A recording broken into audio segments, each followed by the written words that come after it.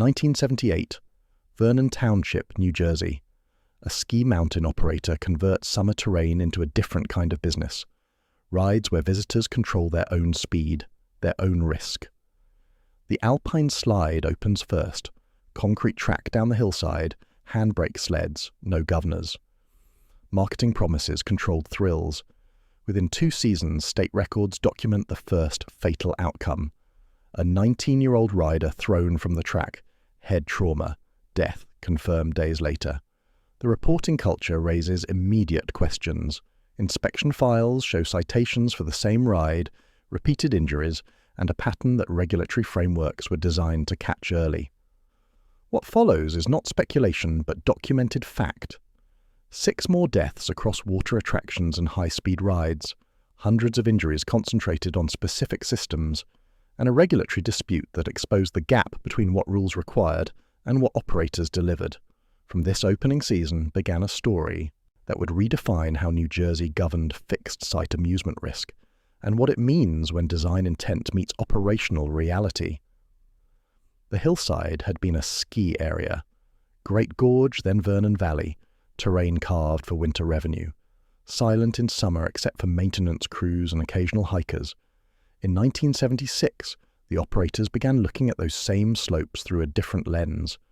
What if the grade could generate income year-round? What if the infrastructure, lifts, base lodges, parking, could serve a different kind of attraction? The answer arrived in stages. First came the Alpine Slide, a serpentine concrete trough running downslope, fitted with small-wheeled sleds. Riders sat low, gripped a single hand lever for braking, and controlled their own descent. No motor, no operator, no track switch. Gravity supplied the energy. The rider supplied the judgment. By spring of 1978, construction expanded. Water attractions took shape. Pools, slides, wave generation systems, and a motor world concept introduced go-karts and other motorized rides. The park's identity crystallized around a single marketing idea: participant control. Visitors would regulate speed, choose lines, manage risk. It was a deliberate contrast to the typical amusement model, where rides were governed by operators, interlocks, and fixed sequences. Here, the experience was sold as active, not passive. The rider was not a passenger, but a pilot. The site opened to the public on the 4th of July, 1978, under the name Action Park. Initial capacity was modest, but the Alpine Slide became the signature draw. Riders queued at the top, received brief instruction, brake lever back to slow, forward to release, and launched. The track descended through curves and straightaways, flanked by berms and in places by rocks and trees close to the racing line. Early reports described the ride as exhilarating. They also described it as unforgiving. A rider who misjudged a curve or failed to brake adequately could leave the track. The sled had no roll cage, no restraint beyond the rider's grip. Impact with a berm, the ground, or a fixed obstacle was direct. State records from this period document the regulatory baseline. New Jersey had enacted the Carnival Amusement Rides Safety Act in 1975, establishing permit requirements and inspection authority. The law tasked the Department of Community Affairs with overseeing mechanical rides, setting standards for construction and operation, and investigating incidents. On paper, the system existed. In practice, enforcement depended on inspection frequency, incident reporting fidelity, and the state's capacity to compel changes. The law granted authority to deny permits and order shutdowns. Whether that authority translated into consistent action was another question. Inspectors visited Action Park seasonally. They checked structural integrity, verified that rides met basic mechanical standards, and reviewed permits. What they did not, and by design, could not verify was whether the operational model itself was sound. The Alpine Slide, for instance, passed inspection because the track was intact and the sleds functioned. The inspection regime did not require modeling rider behavior under fatigue, crowding, or wet conditions. It did not mandate speed governors or separation enforcement. It verified that the system worked as built, not that the system was bounded against predictable misuse. The first season proceeded without major incident. Injuries occurred. scrapes, bruises, minor fractures, but these were framed as the cost of participation. The second season, 1979, saw higher traffic and longer operating hours. Injury counts rose. The third season brought the first death, July 1980. A rider named George Larson Jr., age 19, descended the Alpine Slide. Accounts describe a loss of control midway. Through the run, the sled left the track, struck a barrier or the ground, and the rider sustained head trauma. He was transported to a hospital and died days later. The incident became the first documented fatality at Action Park. It also became the first test of the park's reporting practices and the state's response framework. State regulations required operators to report serious injuries and fatalities. The definition of serious was not always clear, and the timeline for reporting varied. In this case, the death was eventually recorded, but questions arose about how the incident was initially categorized and whether the park's internal documentation captured the full sequence. Later reporting would describe a culture where incidents were sometimes framed in ways that minimized regulatory attention, classifying injured visitors as staff or delaying formal reports until outcomes were certain. These practices, if they occurred, had a direct effect. They slowed the regulators' ability to see patterns and take action. The Larson death did not trigger a shutdown of the Alpine Slide. Inspections continued. Citations were issued for specific deficiencies, insufficient barriers at certain points, maintenance gaps. But the ride remained operational. The underlying design, which placed control entirely in the rider's hands, was not challenged. This outcome reflected a broader tension in the regulatory model. The state could enforce compliance with existing standards. It could order repairs and verify mechanical function, but it lacked the statutory tools, or perhaps the will, to question whether a ride's fundamental concept was compatible with public safety. By 1981, the park had expanded significantly. Waterworld opened with multiple attractions, a wave pool marketed as the Tidal Wave Pool, various water slides, and features that blurred the line between swimming pool and amusement ride. These additions introduced new hazard classes. Drowning became a possibility. Lifeguard staffing, water clarity, wave height, and crowd density became variables that determined outcomes. The regulatory framework had to adapt, but adaptation was slow. Wave pools, in particular, occupied a grey zone. Were they pools, subject to health and sanitation codes? Or were they rides, subject to mechanical inspection and operational limits? The distinction mattered because it determined which agency had jurisdiction and what standards applied. The wave pool operated by generating waves through submerged paddles or pneumatic systems. Wave cycles ran continuously, creating conditions that mimicked ocean surf. Riders entered, floated, swam, and exited. Lifeguards scanned the surface. The pool's design assumed a certain throughput, a number of people the staff could reasonably supervise. That assumption held only if the number stayed within bounds. On busy days, crowding exceeded design assumptions. Rescue frequency increased. The lifeguards went from occasional saves to constant vigilance. 1982. Summer. 2 deaths in 8 days. The first occurred in the Tidal Wave Pool on an unspecified date in mid-July. A visitor drowned. Details were sparse in initial accounts, but the outcome was documented. A fatality in a supervised water attraction.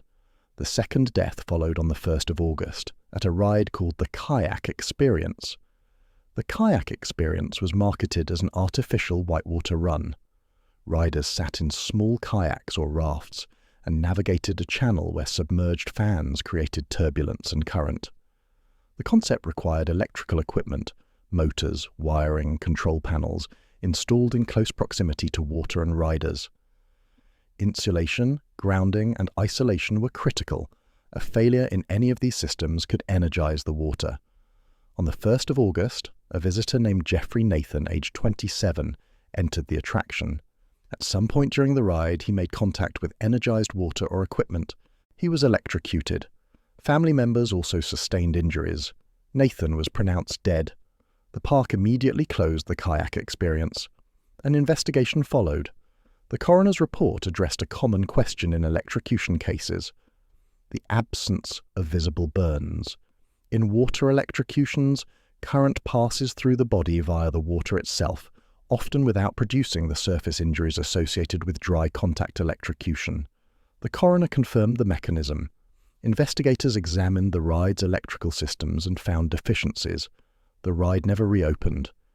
2 deaths in 1 week, from 2 different failure modes, drowning and electrocution, demonstrated that Action Park's hazards were not confined to a single ride type or operational area. The Alpine Slide had claimed 1 life in 1980. Now water attractions had claimed 2 more. The park's injury profile was broadening. State regulators faced a choice: treat each incident as isolated or recognize a systemic pattern. The evidence suggested a pattern, but the regulatory tools available were designed for discrete violations, not for shutting down an entire operation based on aggregate risk. Insurance became the next relevant system. Amusement operators carried liability coverage to manage the financial consequences of injuries and deaths. Premiums reflected risk. High injury rates should have driven premiums upward, forcing operators to either improve safety or exit the business. But insurance markets are imperfect. Operators can shop for coverage, structure policies in ways that obscure true exposure, or, in some cases, operate captive insurance entities that internalize risk without independent pricing discipline. Later investigations and lawsuits would allege that Action Park engaged in practices that insulated it from the financial feedback that insurance is supposed to provide. If those allegations were accurate, the mechanism that should have forced safety improvements was neutralized. The park continued to operate. Attendance remained strong. Injuries accumulated.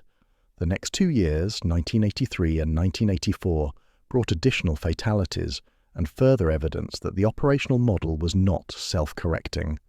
1984 produced 2 more deaths, both in water attractions. The first involved a visitor who suffered a fatal heart attack, with cold water shock cited as a contributing factor. Action Park's pools were fed by natural springs. Water temperatures were significantly colder than typical recreational pools.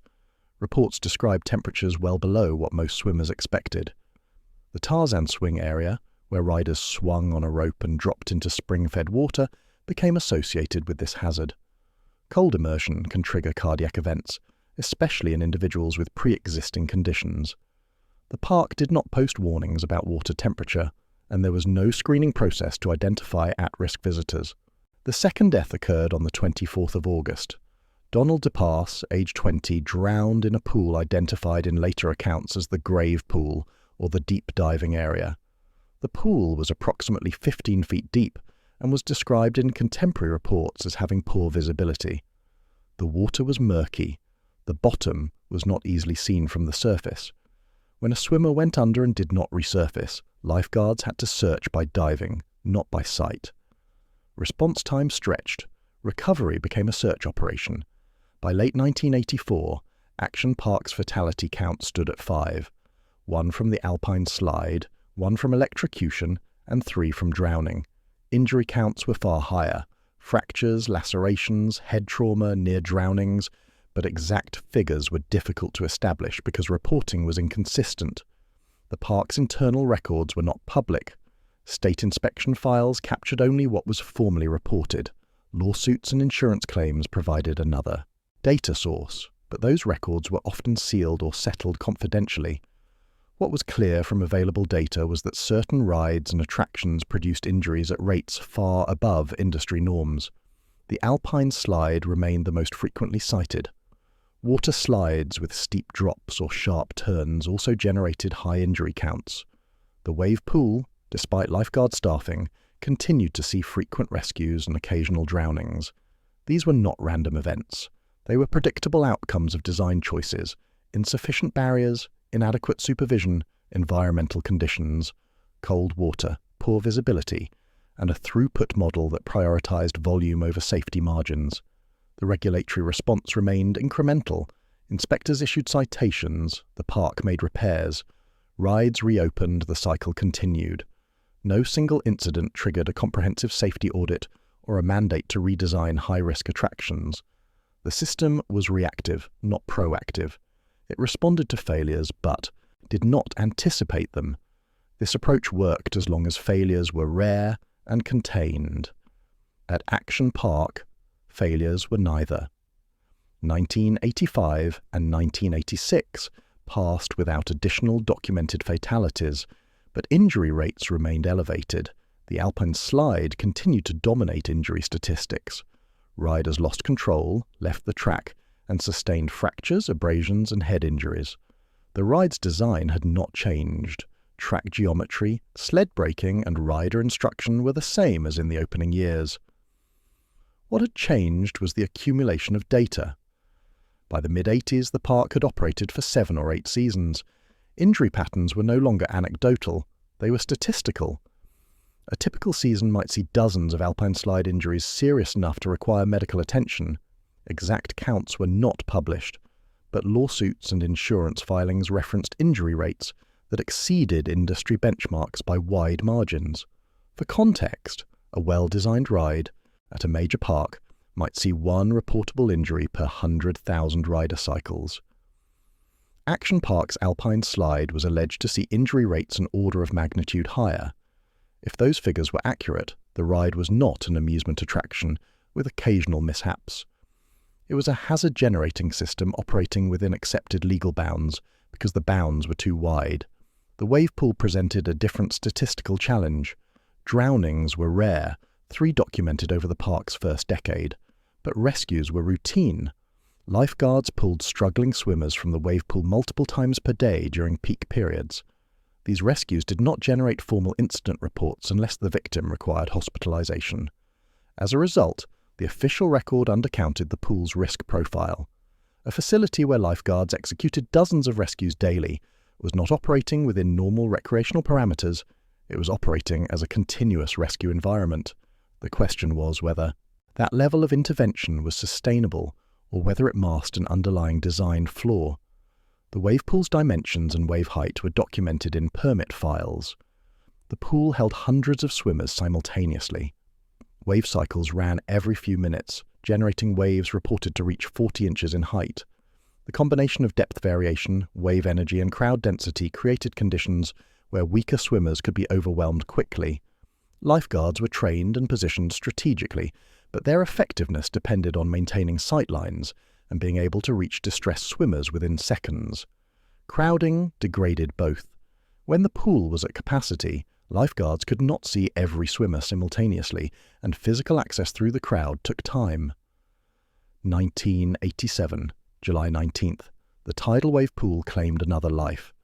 Gregory Grandchamps, age 18, drowned during a crowded wave cycle. Lifeguards were on duty, the pool was operating within its permitted capacity, according to park records. Yet the outcome was the same as previous drownings. A swimmer went under, was not located immediately, and by the time recovery occurred, resuscitation efforts failed. The Grandchamp's death became the 3rd documented wave pool fatality and the 6th overall fatality at Action Park. It also became a focal point for regulatory and public scrutiny. By 1987, the park had been operating for 9 years. 6 deaths and hundreds of injuries were now part of the public record. Media coverage intensified. The New York Times and other regional outlets ran stories questioning the park's safety culture and the adequacy of state oversight. Parents, advocacy groups, and former employees began speaking publicly about conditions they had observed: inadequate training, insufficient staffing, pressure to keep rides running despite mechanical issues, and a management philosophy that prioritized revenue over risk mitigation. The wave pool's operational history illustrated a broader problem. The pool had been inspected and approved. Lifeguard staffing met state guidelines. Water quality was tested and maintained, yet the pool had killed 3 people. The question was whether the guidelines themselves were adequate. A wave pool is not a static swimming pool. It generates dynamic conditions, moving water, variable depth perception, crowd churn, that require different safety protocols. If the state's regulations treated wave pools the same as conventional pools, they were missing critical variables. Classification became a central issue. Some attractions at Action Park occupied grey zones between pool and ride. The wave pool, for instance, could be classified as a pool under health codes or as a mechanical ride under amusement regulations. The kayak experience before its closure had been similarly ambiguous. Was it a water ride requiring mechanical inspection or a swimming facility requiring lifeguard oversight? The answer determined which agency had jurisdiction, what standards applied, and who bore responsibility for enforcement. Operators had an incentive to seek the classification with the least stringent requirements. Regulators had an incentive to avoid jurisdictional disputes. The result was gaps, attractions that fell between regulatory categories and received only partial oversight. By the late 1980s, Action Park's financial and legal environment had become as important to its operation as its engineering. Lawsuits accumulated. Settlements were reached, often with confidentiality clauses that prevented public disclosure of terms or findings. Insurance became a critical constraint. Liability coverage for amusement parks is expensive under normal conditions. For a park with Action Park's loss history, premiums should have been prohibitive or coverage should have been denied outright. Yet the park continued to obtain coverage and continued to operate. Investigations later revealed how. In the early 1990s, a grand jury in New Jersey indicted individuals associated with Action Park on charges related to unauthorized insurance operations.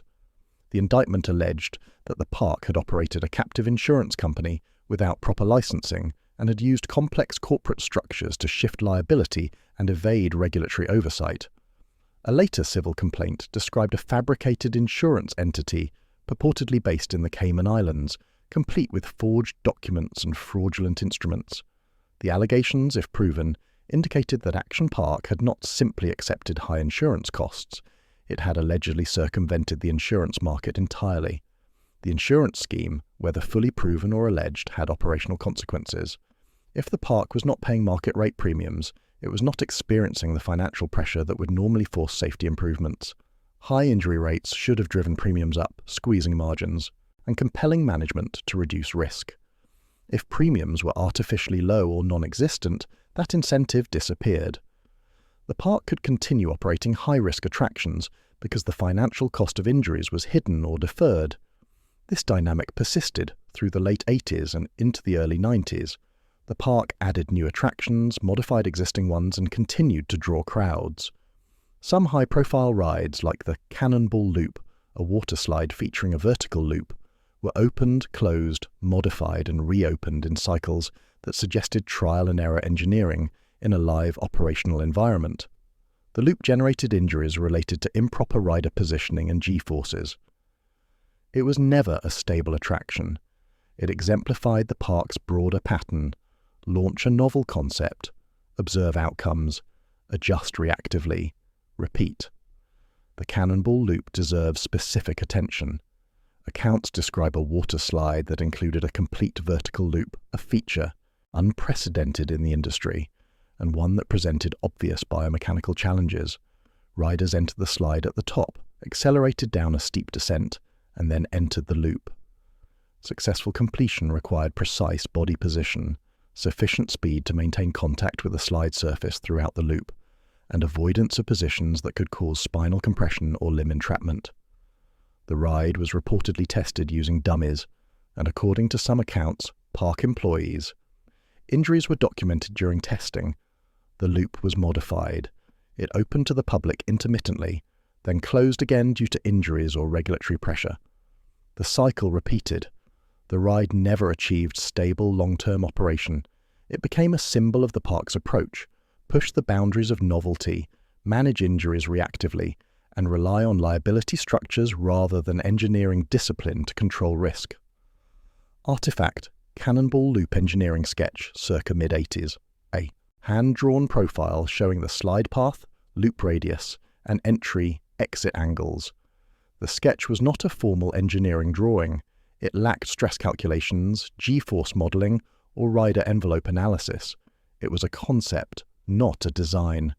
The fact that the ride was built and operated, even intermittently, based on such documentation, indicated that the approval process, internal or regulatory, was not requiring rigorous validation. By the early 1990s, The cumulative weight of injuries, lawsuits, and regulatory citations had begun to constrain the park's operations. Some attractions were permanently closed, others were modified under regulatory orders. Insurance remained a problem, especially after the grand jury indictment brought public attention to the alleged fraud. Attendance began to decline. The park's reputation, once built on thrill and risk, had shifted to notoriety and liability. The park's original operational model depended on high throughput, minimal restraint, systems, and participant control. That model generated revenue, but also generated injuries at rates that exceeded the capacity of the insurance and legal systems to absorb quietly. By the mid-90s, the model was no longer viable. The park announced closure plans. On the 2nd of September 1996, Action Park ceased operations. The site would later be redeveloped under new ownership and a different operational philosophy, but the original park, the one built on unmediated risk, was finished. The closure did not erase the record. 6 documented deaths, 1 from the Alpine Slide, 1 from electrocution, 4 from drowning, 3 in the wave pool, 1 in the diving area. Hundreds of injuries spanning fractures, head trauma, lacerations, near drownings, and other categories. A regulatory file thick with citations, orders, and incident reports. A legal file thick with lawsuits, settlements, and insurance disputes. The question that closure forced was simple. What had the system learned? New Jersey's ride safety program evolved in the years following Action Park's closure. The Carnival Amusement Rides Safety Act was amended in 1998, strengthening inspection requirements and clarifying reporting obligations. The Department of Community Affairs established a dedicated Carnival and Amusement Rides Safety Unit with expanded engineering review capacity. Regulations codified in New Jersey Administrative Code, Title V, Chapter 14, A. Specified inspection frequencies, incident definitions, operator duties, and shutdown criteria. The changes were incremental but substantive. They represented an institutional response to the lessons of the previous 2 decades. The national context also shifted. The Consumer Product Safety Commission published reports analyzing amusement ride injuries and fatalities across the United States.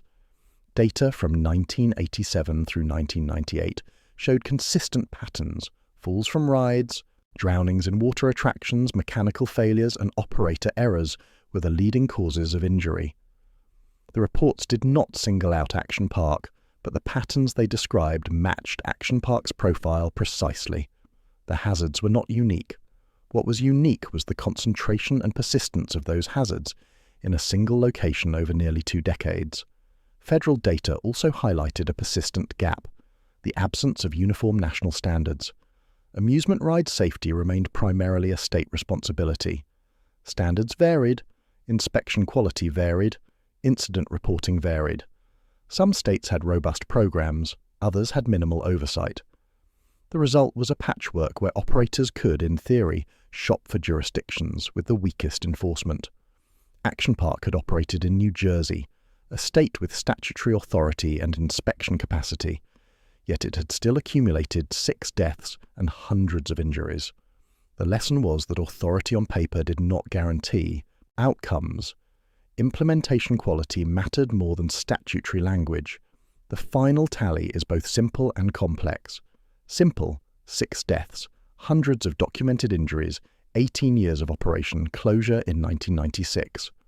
Complex: the web of decisions, incentives, and systemic failures that allowed those outcomes to persist. Action Park was not an accident. It was a system optimized for throughput and novelty, with safety treated as a variable cost rather than a design constraint. The deaths were not freak occurrences. They were the tail risk of a distribution that the park accepted as normal. Consider the Alpine Slide: 1 death, dozens of serious injuries, hundreds of minor injuries. The ride operated from 1978 through the mid-90s, with only incremental changes. The design, rider-controlled braking on a steep concrete track with fixed obstacles nearby, was inherently unforgiving. A moment of inattention, a brake malfunction, a wet track, and inexperienced rider, a crowded queue rushing the launch sequence. Any of these could produce a crash. The ride's injury rate reflected that reality, yet the ride remained operational because it passed inspections, generated revenue, and injuries were absorbed through insurance and legal settlements. Consider the wave pool. 3 deaths over a decade, lifeguards on duty for each. The pool's design created conditions, wave energy, depth variation, crowd density, that exceeded the rescue capacity during peak load. The pool operated at the edge of its safety margin continuously. Most days, that margin held. On 3 occasions, it did not. The statistical expectation, given enough exposure, was more deaths. The pool closed after the 3rd fatality, not because the design had changed, but because public and regulatory tolerance had shifted. The insurance fraud allegations added another dimension. If the park had indeed operated unauthorized insurance structures, it had not only failed to manage risk, it had actively subverted the mechanisms designed to force risk management. Insurance is a feedback system. High claims should drive high premiums, which should drive safety improvements or closure. If the park circumvented that feedback loop, it removed one of the few external constraints on its behavior. The result was predictable. Hazards persisted longer than they should have. The park's closure in 1996 did not immediately change the site. The infrastructure remained: concrete tracks, pool basins, ride foundations. Ownership transferred. The site was redeveloped under new branding and a fundamentally different operational model. The new operators installed rides from established manufacturers, implemented third-party engineering review, adopted industry-standard restraint systems, and operated under the tightened regulatory regime that New Jersey had put in place. The site became a conventional water park, safe, predictable, and profitable in a way that depended on boring engineering discipline rather than novelty and risk. The contrast between the original park and its successor illustrated what had changed. The original park had treated rider control as a feature. The successor park treated it as a liability to be engineered out. The original park had tested rides on paying customers. The successor park required manufacturer certification and independent inspection before opening any attraction. The original park had managed injuries through insurance and legal settlement. The successor park managed injuries by reducing their frequency through design. The regulatory evolution also reflected institutional learning. New Jersey's ride safety program became one of the more rigorous in the United States. Inspections became more frequent. Engineering review became mandatory for new attractions. Incident reporting timelines were tightened. Operators who failed to comply faced permit denial and closure orders. The program did not eliminate risk. Amusement rides are inherently risky, but it bounded risk within acceptable limits. Other states observed New Jersey's experience and adjusted their own programs. Industry groups developed voluntary standards that went beyond minimum legal requirements. Manufacturers built in redundancy and fail-safe features. The overall trajectory was toward professionalization, treating amusement ride operation as an engineering discipline rather than a seat-of-the-pants enterprise. Action Park's legacy was that it demonstrated, through costly example, why that professionalization was necessary. The final accounting is not sentimental, it is arithmetic. 6 deaths resulted from choices that prioritized novelty and throughput over safety margins. Hundreds of injuries resulted from the same choices. The park operated for 18 years because regulatory and financial feedback loops were too slow or too weak to force earlier closure. The system changed, but only after the human cost became undeniable and publicly visible. The deeper question is structural. Action Park operated within legal bounds for most of its existence. It obtained permits, passed inspections, carried insurance, and responded to citations. Yet it still produced outcomes that, in hindsight, seem obviously unacceptable. The mismatch between legal compliance and actual safety reveals a truth about regulatory systems. They are reactive. They respond to failures, codify lessons, and tighten standards.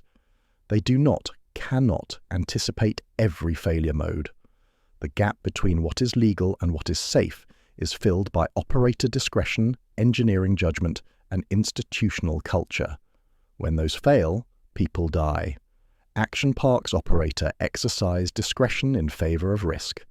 Engineering judgment, where it existed, was subordinated to marketing and revenue. Institutional culture normalized high injury rates as the cost of delivering thrills. The regulatory system eventually caught up, but not before 6. People died, and hundreds more were injured. The lag time, 18 years from opening to closure, is the measure of the system's inertia. The story ends where it began, with a contrast between intent and outcome. The intent was controllable thrills. The outcome was 6 deaths and a regulatory reckoning. The lesson, if there is one, is that risk cannot be managed by intent alone. It requires engineering, oversight, and a willingness to say no, to close rides, to deny permits, to prioritize safety over revenue. Action Park proved what happens when those constraints are absent or ineffective. 1996, Vernon Township. The gates closed for the final time. The Alpine Slide track remained, empty and silent. The wave pool drained. The concrete and fiberglass that had channeled thousands of riders stood inert. The site did not vanish. It transformed. New ownership brought new standards, new engineering, and new accountability. The thrill remained, but the hazard envelope shrank. Rides were designed with margins. Operators enforced rules. Inspections verified function and safety. The numbers tell the end. 6 deaths across 18 years, 3 in the wave pool, 1 on the Alpine Slide, 1 from electrocution, 1 from cold water shock and cardiac event. Behind those 6 are hundreds of injuries. Fractures, concussions, lacerations, near drownings. Behind those hundreds are thousands of near misses. Rescues, first aid interventions, incidents that did not escalate but could have. The pyramid of risk had a narrow peak and a very wide base. The deaths were statistically inevitable given the base. New Jersey's response became the template for what regulatory maturity looks like. Inspections tied to engineering review, incident reporting with defined timelines and consequences, classification systems that close the gaps between pool and ride, enforcement mechanisms that could shut down hazards without waiting for fatalities. The system learned, but the learning was expensive. It cost 6 lives and a generation of injuries. The final documented fact is simple. Action Park closed on the 2nd of September 1996 after operating for 18 summers. It opened under one regulatory regime and closed under a stricter one. The difference between those two regimes is measurable. More inspections, clearer standards, better enforcement. Whether those changes would have prevented the 6 deaths if implemented earlier is not speculation. It is engineering. Given tighter controls, the hazard exposure decreases and the probability of fatal outcomes decreases. The deaths were not inevitable. They were the product of choices, systems, and a regulatory environment that permitted those choices to persist longer than it should have.